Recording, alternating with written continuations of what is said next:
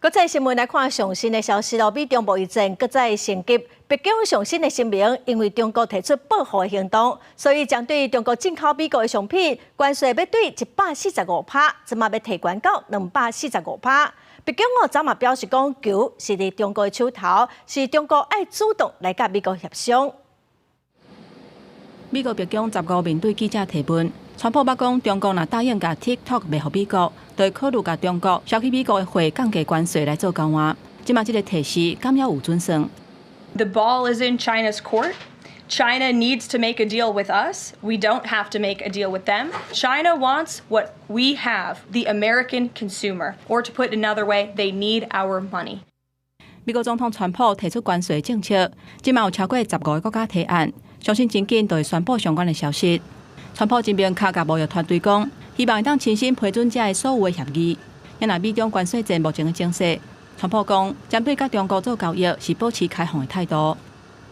面对外部的不确定性，中国将坚持握手而非挥拳，拆墙而非筑垒，联通而非脱钩。我们将继续不断做大贸易的朋友圈，做强投资的引力场。美国对中国加扣关税累计税率是145%，中国反制为84%增加做125%，两国硬对硬，互贸疫战升级。彭博社引用知情人士的消息，中国下令航空公司暂停接收当日等要收回波音客机，这嘛算是对美国拿回应拿出手。另外，川普初九宣布暂缓对大部分的国家扣对等关税，真侪国家嘛拢想要有这个90天的缓冲期。 또 그런 나머지 부분들은 또 새 정부가 출범을 하면 마무리하는 게 어떨까 개인적으로 생각을 하고 있습니다. 美国财政部长贝辛特讲，英国、澳洲、日本、南韩甲印度这5国，目前来做是优先谈判的对象。